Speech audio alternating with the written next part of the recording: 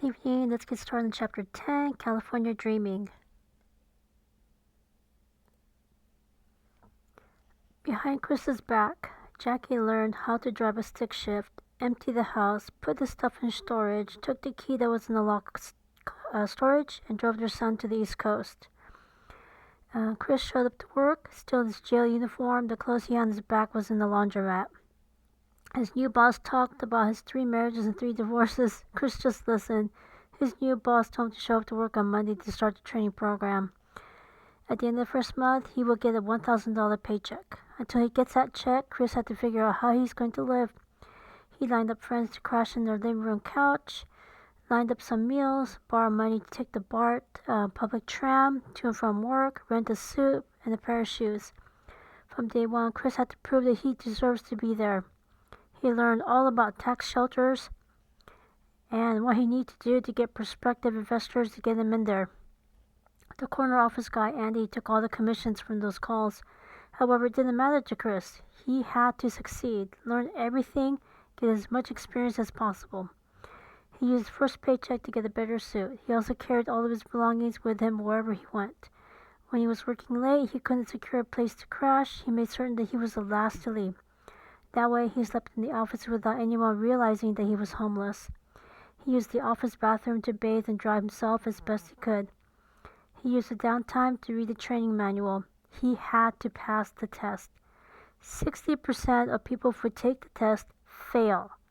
It covers everything about Wall Street, financial instruments, convertible stocks, preferred stocks, regulations. The test has 250 multiple choice questions, several sections, and he must pass each section with 70% or more correct answers. It turned out he was saving money by staying in the office. His focus saved him as well. During each phone call, he stayed positive, friendly, but sticking to business.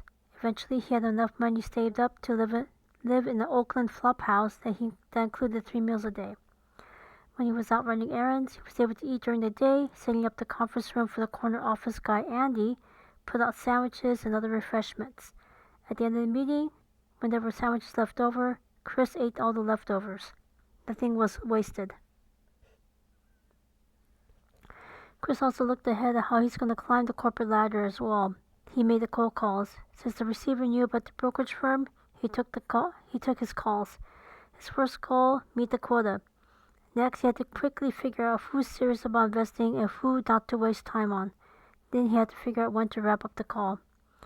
Granted, he could have stayed with Andy. However, he quickly realized that the ones who get ahead forged their own path, put time into research, combined traditional and non-traditional ways of getting the most money out of their clients and themselves. To that end, he focused on the people who were successful. It was a good plan.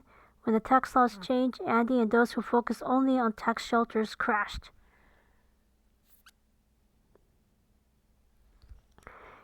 Chris took the exam. During the next 3 days, he waited for the results with bated breath. Finally, one of the branch managers called him on the phone. He passed. Finally, he is legit. He has his papers. So he opened up the phone book to the white pages and started making his own cold calls, drum up new clients. His confidence was up. Several weeks later, the court date with Jackie arrived. By then, he realized that he would no longer see his car. He's okay with that. Much to his surprise, Jackie suddenly changed her mind and decided to not press any charges against him. So they met at the coffee shop. She gave him the key to the locker that has all of his stuff. It was obvious she was not going to let him have any contact with her son, so Chris left the shop. Since Chris didn't have a permanent place to stay, he only took out some clothes and the briefcase from the storage locker. Finally, Jackie handed him their son. She was not getting back together with Chris. Instead, she was going to leave both of them. The realities of being a single mother and not being able to start her career at the same time was a huge wake-up call for her. She also regretted taking her son out of state, and she regretted not making arrangement to co-parent their child. At first, Chris was over the moon. He knew that his relationship with Jackie is over. He accepted that. All he asked for is to get his son back, which she complied. However, just as quickly, he also realized that he's a single father who's homeless. How is he going to take care of his son without a place for both of them to live? The flop house where he was temporarily living in had a strict no kids rule. As soon as everybody wakes up, they will realize he has a child in that room with him and they will kick him out permanently. So as soon as they woke up, Chris moved out of the flop house, began looking for daycare centers. All of them were out of his price range. He's only making $1,000 a month. Daycare alone is $400. Rent costs $600. He doesn't have any money left over for food or other necessities. He finally came upon a place on 35th Street. The building deliberately misspelled the word happiness. They spelled it with a Y. However, he was not in a position to negotiate $100 a month or find daycare somewhere else. So he put the $100 down. Next, he had to find a place for both of them to live. He finally found one in a shitty part of town, $25 a day. He did not have any choice in the matter. He took it. Every night, he made sure to double lock his doors, turn up the volume on the television set so they don't hear what's going on in the next room. The room had a color TV, one bed, one desk, one chair, one bathroom. Before long, the rainy cold season began. He got help from an unlikely person.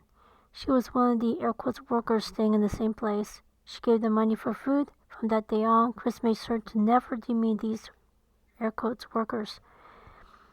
Now, at the office, he did whatever he had to do to get new clients. He also brought his son on various occasions so he could continue making cold calls after hours. He spent the night at the office. The next morning, he was already at his desk at 7:30 a.m., making some more cold calls. Fortunately, his son stayed preoccupied with a picture book or scribbling on paper, so his son did not bother anyone at the workplace. He started his own book on how to succeed. He started small, built trust, developed a relationship with each of his established clients. He moved from $25 a day room to one that gave him a room for $10 a day. It was a trucker motel where the guests were truckers and air quotes workers. Chris made sure to lock up tight, not go outside even when the weather was nice. On the weekends, when the brokerage firm was closed for the weekends, he took his son outside to free concerts and other entertainment. Their favorite spot were playgrounds. At the BART station, his son wanted some drink from a vending machine. Chris carefully told his son, "Next time." It hurt his heart to say no to his son. During this time, he saw a different side of San Francisco. He learned the degree of steepness to each of the hills. He learned how many steps he has to take his son's stroller up the hill. He learned how many blocks he would have to walk to avoid the steep hills. He learned each of the cracks in the sidewalks. The winter of late 1982, early 1983 tested them further. They could not stay outside in the cold, wet weather, and they had to stand in line to get food. Around this time, he met Reverend Cecil Williams. He offered 3 meals a day every day, no questions asked. They were from all walks of life: men, women, white people, black people, Latinos, Chinese, drug addicts, alcoholics, people living below the poverty line, people who are mentally unstable, people who are medicated, people of hard times. The food filled the body.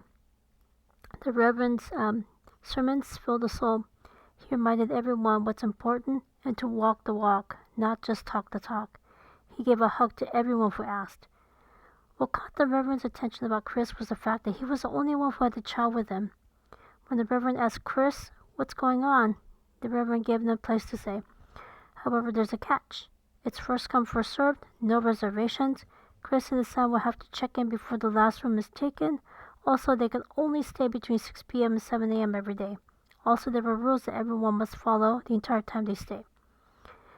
Chris owed the Reverend. He not only gave them a place to stay and meals, the money Chris saved allowed him to send his son to a more expensive daycare center, $500 a month inside San Francisco. One day, he stayed 15 minutes late at the office. By the time he picked up his son from daycare, it was too late to get a room for both of them. His son needed to use the restroom. So, after his son did his business, he came across a person who lost money in the vending machine. The doorman told the guest to go to the front desk to report the vending machine is broken. The guest got some money. Chris got a bright idea. He pretended to be a guest. He did the same thing to the front desk. The front desk said, "Oh, you have to put a notice on the machine." Gave him some money as well. So the daily grind of dropping off his son at daycare, picking up his son from daycare, gathering all their belongings, taking it wherever way they went, took its toll, and the shelter was full by the time they got there.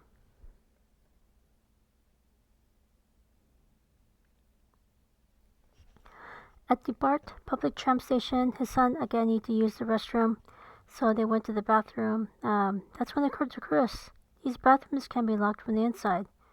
As long as Chris locks the bathroom, they can stay there overnight without worrying about their safety. The catch is that his son has to stay quiet, and they have to keep the light off so they can sleep. This was also a blessing. He got a chance to really get to know the BART system, and this came in handy when the brokerage firm gave him the senior manager position on hundreds of millions of dollars in bond issues for BART. What sealed the deal was when Chris said that he lived on BART. No one else in that bid said that and meant it. The advantage to the BART bathroom as a place to stay was that there wasn't a waiting line, and there wasn't a time when they have to leave. No one else thought to live there.